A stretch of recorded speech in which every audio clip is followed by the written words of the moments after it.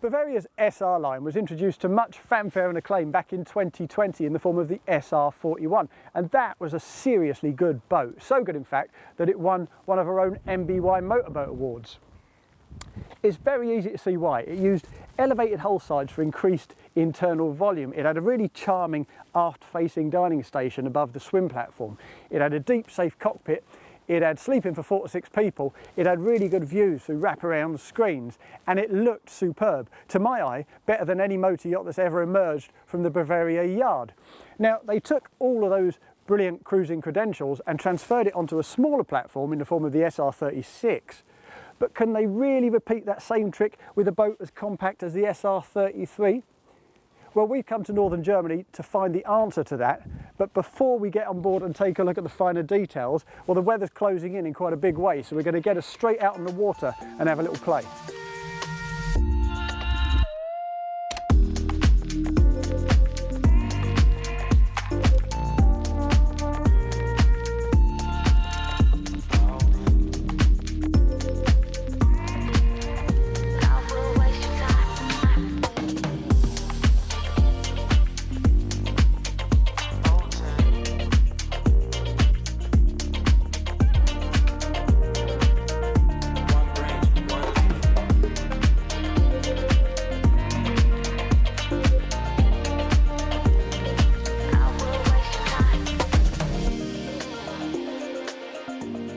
One of the reasons I really enjoyed the SR36, the big sister to this boat, is the fact that instead of outboard engines, which a lot of the sports cruiser market is now using at that kind of size, it used traditional inboards through sterndrives, and it was all the better for it.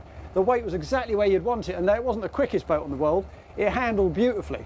So I'm hoping for much the same here. Now, we have a pair of Volvo Penta D4 300 diesels down there under the deck. Ahead of that, a 500 litre fuel tank in the centre of the boat, exactly where you'd want it. So it ought, I hope, to drive rather beautifully. Now let's get her up onto the plane. The revs build. There's a lovely kick, and we're off and up, passing 15 knots. I'll trim her out a little bit. There's a bit of bow lift there, but that's settling down now around about 24, 25 knots. Now, we've got pretty substantial sides on this boat, of course. We've got those elevated raised hull sides, so you anticipate a decent bit of windage. And yeah, we're leaning over to starboard a little, so we'll just bring the port side down. It responds very well to that. We've flattened off a tree. That's very easily done. Now, visibility all round is extremely good. I do notice though that actually it's a relatively noisy boat. You kind of expect that to a degree, a couple of big diesels back aft and this structure kind of trapping and a little bit reverberating the sound. I've also noticed here that there's a kind of low pressure zone aft that kind of sucks a little bit of the spray, and sometimes at lower speeds a bit of the fumes, some of those fumes back into the cockpit. But of course we have opening side windows here, so just do that, simple as that. And that vacuum, that low pressure disappears, sweeps through, and you don't have those problems anymore. But at everything between about 20 and 30 knots, we're seeing about 88 decibels registering on my sound meter, and that is pretty loud, I have to say. But equally, at everything between 20 and 30 knots, the fuel flow looks pretty good. We're getting about 3.5 litres per nautical mile, wherever you are in that kind of cruising speed band. Now this tops out at 32 knots, so for it to be achieving 3.5 litres per nautical mile right up at 30 knots is quite impressive. Now, as I say, we've got a 500 litre fuel tank here, so with 20% in the reserve, that's 400 litres. So at 3.5 litres per nautical mile, you're looking at a range of about 115 nautical miles. It's not a big fuel tank, but that's a perfectly decent range for most applications. Now let's throw her into a few turns and see how she does there. We'll go round to port first. Oh, there's lots of lovely heel. She's quite agile. She heels in an absolute treat. You'll see I'm having to get quite low though, almost right down to steering wheel level, because with that heel, And with this solid roof and no skylights, your view inside that arc is a little bit obstructed. She handles a treat though, I have to say, just like her big sister. And we'll swing around to starboard. Obviously the visibility this way is considerably better. And look at that lovely heel. You can even put those throttles down a little harder, really carve through that arc, treat her like a much smaller boat. As I say, she tops out at about 32 knots, so she's not a proper speed machine, but she's fun to drive, there's no two ways about that. And actually, I've got to say, I like the way the helm's set up too. This is a very comfortable position with the bolster jamming my back into there. Visibility, as I say, all round is pretty good. And all the controls you would traditionally want for your right hand are exactly there. None of them are kind of relegated through lack of space onto the port side of that wheel. So here we have the Simrad remote for those dual 12-inch chart plotters. We've got the joystick control just ahead of that, the twin throttles ahead of that, and ahead of that we've got the trim tabs, and we have the bow thruster, all right here, all within really easy reach. So that is fantastic.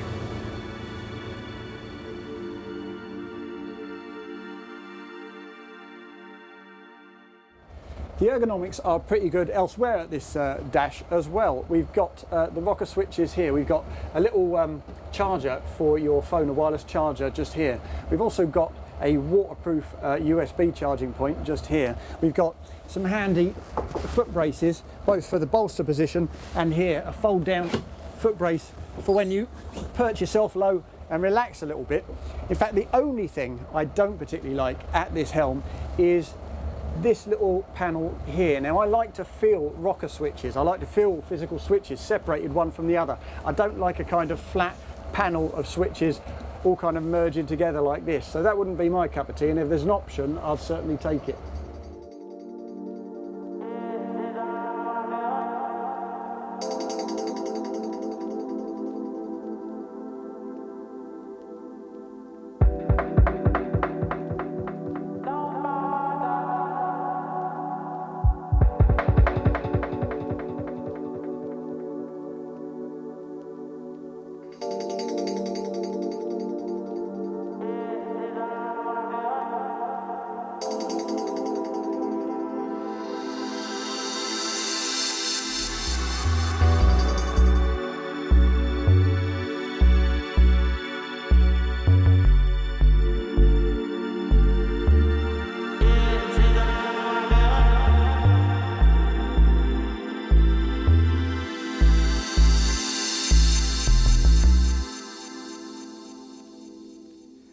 Well, we're safely back alongside now, and I have to say, in terms of the driving experience, well, so far so good.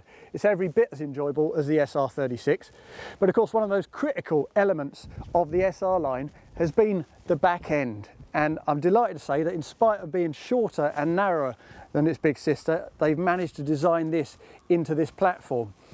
Now, if I take a seat here, I've got to tell you, it's just a fantastic place to be. Easily big enough, I would say, for 4 people, so you could just sit here, have a nice leisurely lunch, looking aft over the water, spotting water skiers, or just watching your kids when they're playing with their toys. But of course, as on the bigger models, you can manually drop this down into the space and create a sunbed, or if you really want the extra storage, you can spec this as an all-over sunbed with lots of storage inside, but that would be a pretty terrible waste of a brilliant feature on this boat. As you would expect, we also got shore power to port, as on the larger boats, and we've got the transom shower on the starboard side.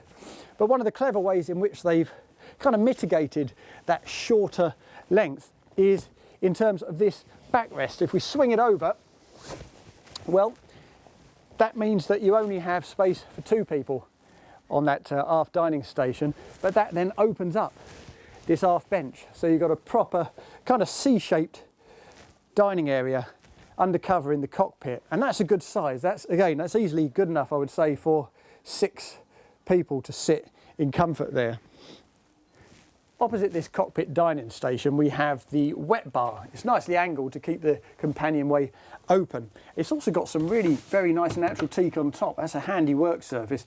And while I'm on the subject of teak, the entire deck here is natural teak.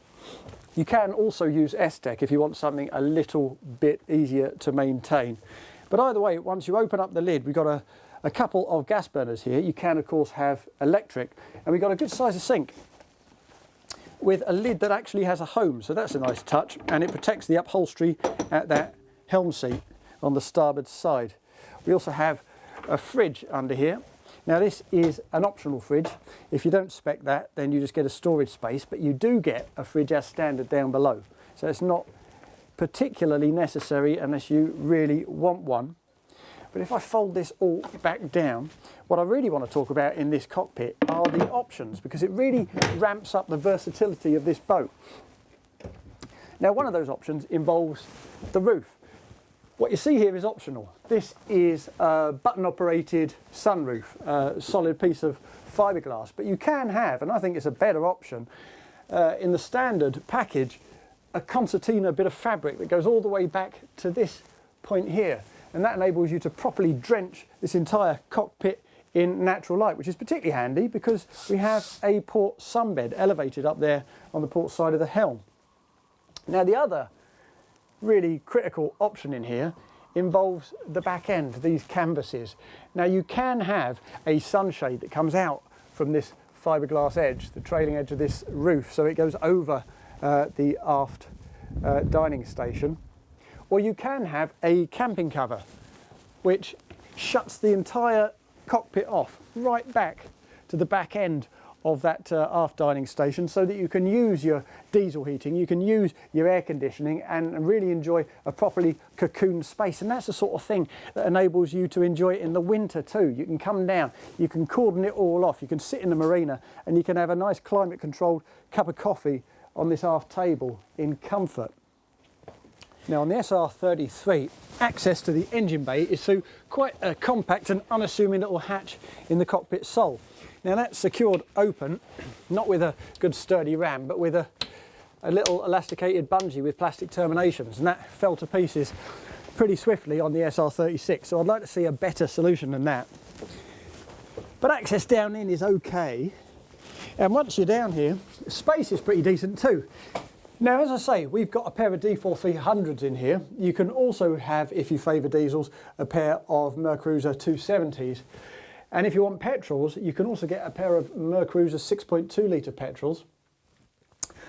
What's really interesting to me, though, is the fact that although it's not available at the moment, they're considering making this boat available with a single inboard diesel, and that would be quite exciting, I think. And for a start, it would reduce the purchase price. It would also cut the maintenance costs in half, and in terms of people who want to cruise long distance and often, well, it makes that so much more sustainable in terms of your fuel bill. As I say, that's not available yet, so that's not really a discussion to be had right now, but I do enjoy that prospect. As it stands, twin engines in here, and there's still pretty good space. We've got the starter batteries on the port side, we've got the water heater on the right hand side, on the starboard side. We've also got the 500 litre fuel tank just ahead of those engines, as I mentioned earlier. And there's plenty of space, should you want one, for a generator just here on the port side too. Before we head back up top though, one thing I will mention is the insulation. Now when we were driving it earlier, I was saying 88 decibels and everything between 20 and 30 knots, that's pretty loud, even for a boat with a fairly substantial structure that kind of traps and reverberates that noise. And the reason, of course, is that we've got naked fiberglass everywhere you look here. So that needs a serious bit of attention, I would suggest, just to increase the refinement a bit, make it a bit more manageable underway. Now the space in here is obviously pretty good. The visibility in here is obviously pretty good. And part of that is about these bars, not big fiberglass mouldings that block your view, but quite narrow gauge metal stanchions to hold up this roof. So that's a tidy touch. But of course, with all this space in the cockpit, the side decks are relatively narrow. It's good then to see, as I make my way forward, that we have really quite elevated rails all the way to the bow, and we also got a grabbing point on the side of this roof. We've got the fuel filler under the deck there. It's got its own little trough so you don't mess up your teak. And the water filling point is actually right up in the bow, down in that anchor locker. But as I say, the guardrails up here are genuinely good, and we have little toe rails too, just to make you feel extra safe. They're good solid bars too. And up at the bow, what we have kind of resonates for those who have enjoyed what the SR line has provided in the past. We've got a really good size of sunbed. And those cushions are on the pontoon at the moment. We had to take them off to pop out so they didn't blow away in those stiff westerly breezes. But this is big enough for perhaps 3 people, I would say. And what I really like up here are the small touches that you don't necessarily expect. I mean, we have the stainless steel work with the cup holders, obviously. But we also have this lovely big one-piece curved screen. And in unison with the rest of the SR line, we've got these lovely Bavaria graphics built into the mouldings just below that. That looks really classy. It looks very cool indeed. And it's quite handy on a boat of this scale, even though we have those sunbathing options aft, to have a separate socialising space that can accommodate 4 or 5 people. At the forward part of this cockpit, you can again see the designer's intentions in terms of starting to build that volume as you move towards the accommodation in the bow. So we've got the mouldings, fixed mouldings for that dinette. We've got a little hatch here beneath the skipper's seat, and you see the co-pilot seat. Again, these mouldings lift, and then on the port side again the mouldings lift even higher. We've got a sunbed up at helm level. Now the co-pilot seat is a pretty comfy place to be, a really comfy place to be actually. You can kind of nestle in the corner. It feels quite supportive, quite sociable too. And if I shift this out of the way, we'll see that we got some really heavy duty steel brackets to make this nice and rigid, so as you make your way fore and aft you can grab hold of that and feel confident about it. As for this sunbed on the port side, well, I'm never quite sure how to arrange myself on these things. I mean, this to me seems fundamentally odd, particularly in a bit of a beam sea. If I spin myself around and perch my head up a little bit more, I mean, visibility is pretty good. On a calm day, this is a very comfortable place to be. And of course, if you take advantage of that big full-size concertina sunroof, open that right up in the Mediterranean, then you can see the merits of this. But of course, the merits of this really become plain when you get down below.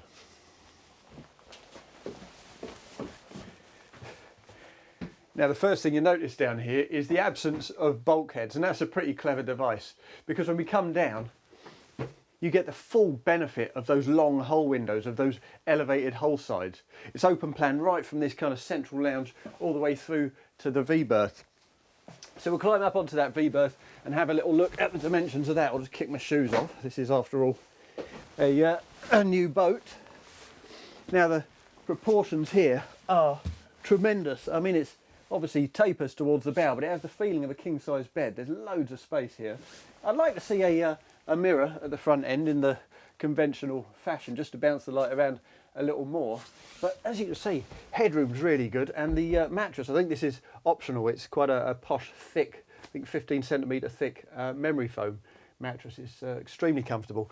We've also got power points and light switches and reading lights. Good views from here too, and shelving units on both sides. And beneath this bed, we obviously have the bow thruster forward. We've also got the water tank here. That's why the filler is up there in the anchor locker. That's a 250 litre tank. But if I have a little look beneath this aft end, pull up these mattresses, you'll see that we've still got a decent bit of storage, and that's in spite of the fact we've got the optional air conditioning unit stuck down in here in the starboard side. This is a good size. You could fit a good bit of luggage in there for a long weekend away. Let's shut that back down and have a look at the lounge section. Now, of course, we have privacy curtains to compensate for the absence of bulkheads, and this lounge pretty much follows the template laid down by the 36. We have an L-shaped settee. Well, really, we have a fore and aft settee on the port side, plus a movable box, a movable pod just next to that to create an L shape. And this table, now I've tried this before. It's quite possible I don't quite have the body weight. No, there we are. We're doing okay today. It's that big breakfast I just had, I think. We can push this down into the space. 2 seconds. I I'm certain I can achieve this. Come on, Smith.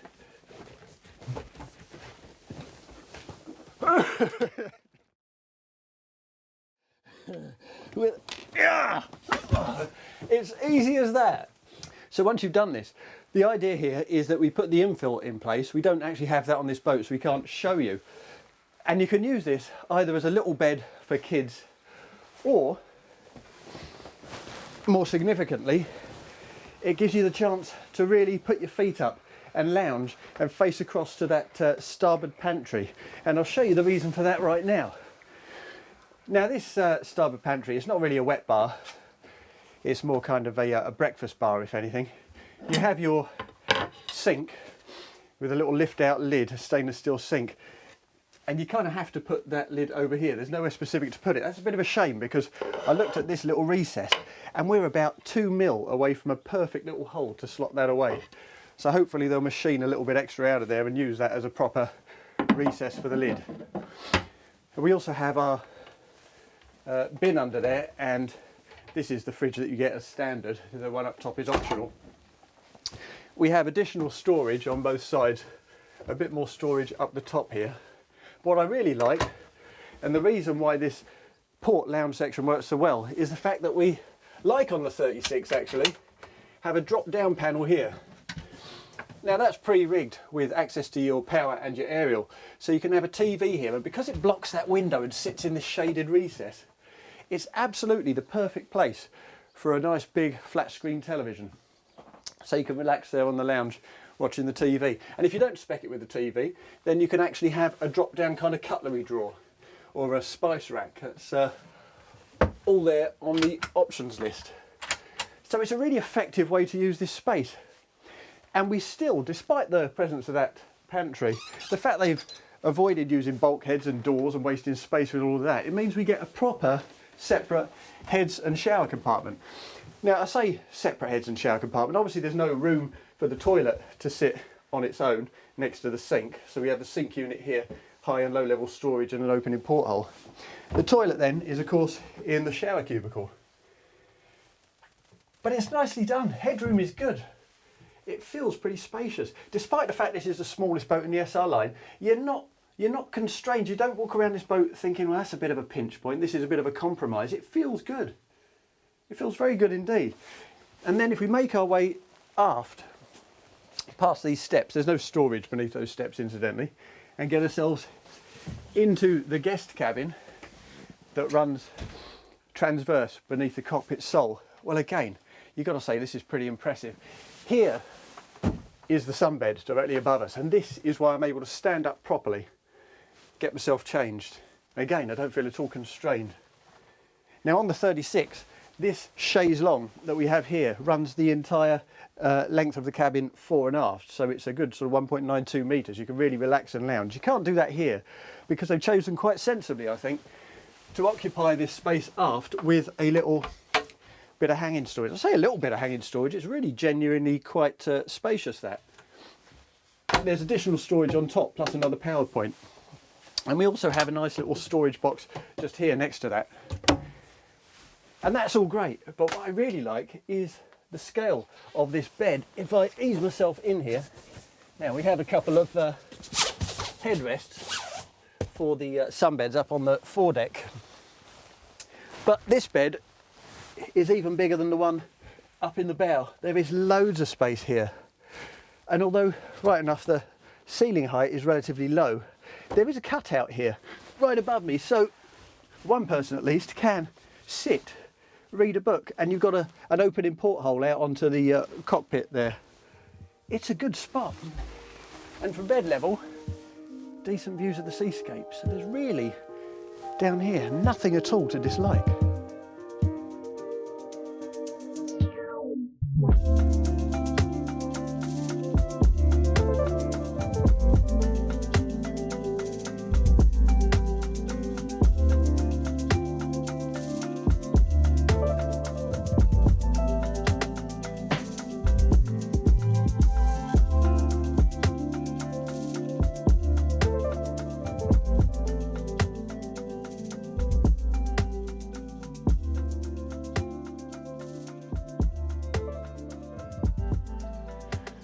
Well, we came here to northern Germany to find out if the SR33 could take all those excellent SR line qualities and transfer them onto a smaller platform.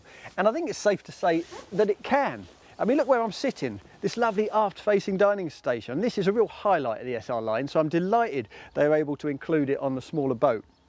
We also have a good, safe communal cockpit. We got sleeping for four, we got great wraparound views.